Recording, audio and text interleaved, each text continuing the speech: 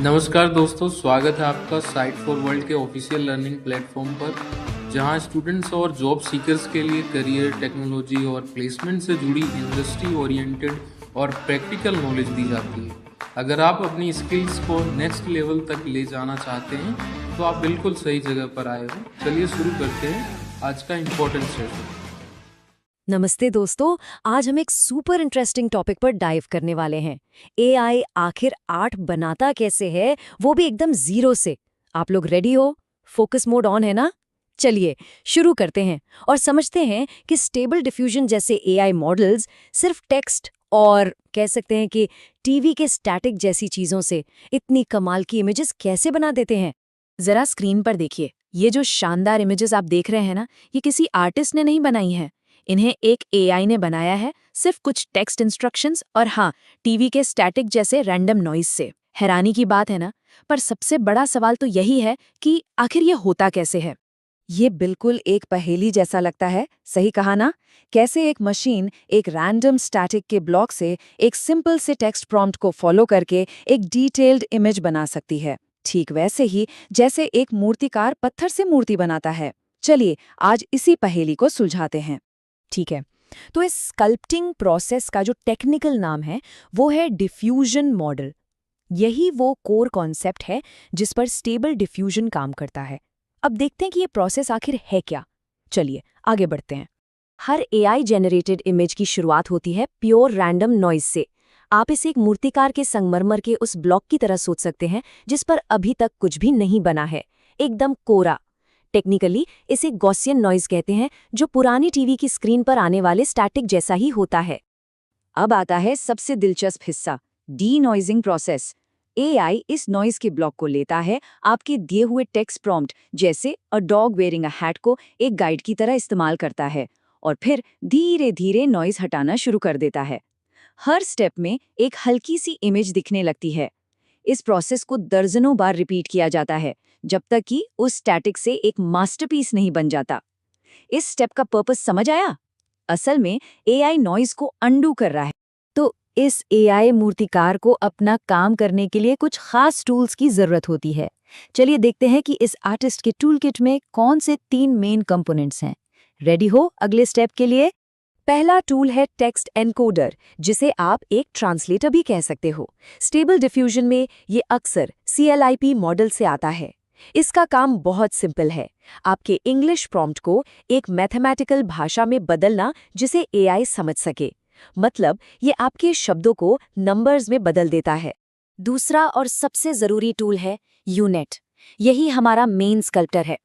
ये noisy image को देखता है, टेक्स्ट एनकोडर से मिले गाइडेंस को समझता है और हर स्टेप में थोड़ा थोड़ा नॉइज प्रेडिक्ट करके हटाता जाता है।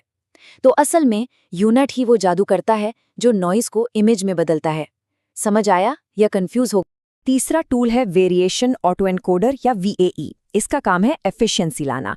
ये बड़ी बड़ी इमेज फाइल्स को एक छोटे मैनेजेबल फॉर्म में कंप्रेस करता है और प्रोसेस के आखिर में वापस फुल साइज में डीकंप्रेस कर देता है। अब सवाल यह है कि हम इसे इस्तेमाल ही क्यों कर रहे हैं। चलिए अगली स्लाइड पर देखते हैं। ये स्लाइड VAE के काम करने का एक परफेक्ट उदाहरण है।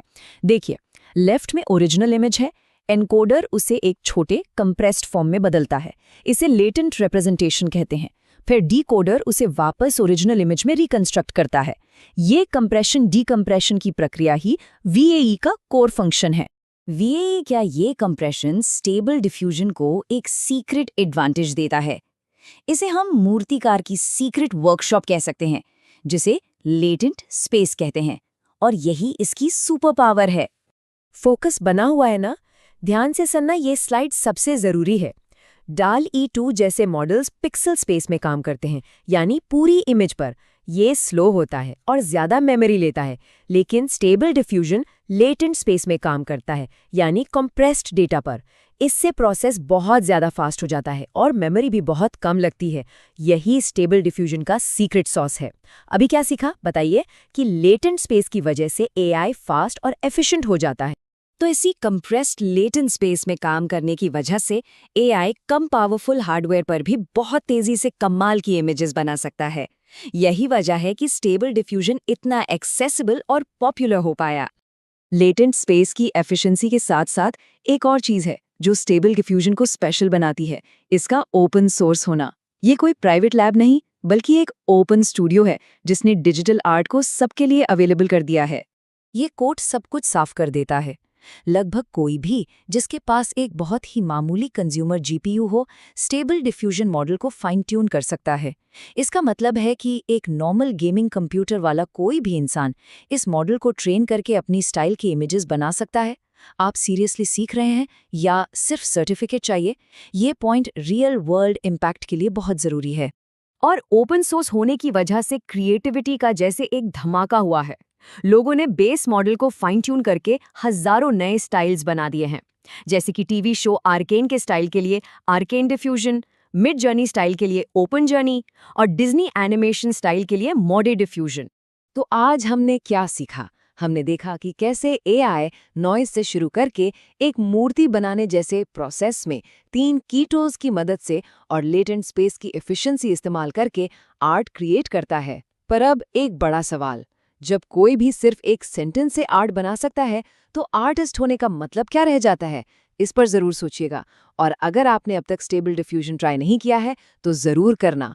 कोई भी डाउट हो तो हमारे चैनल को सब्सक्राइब कीजिए और वीडियो को अपने दोस्तों के साथ शेयर जरूर कीजिए। कमेंट सेक्शन में अपना डाउट या नेक्स्ट टॉपिक लिखना मत भूलिएगा।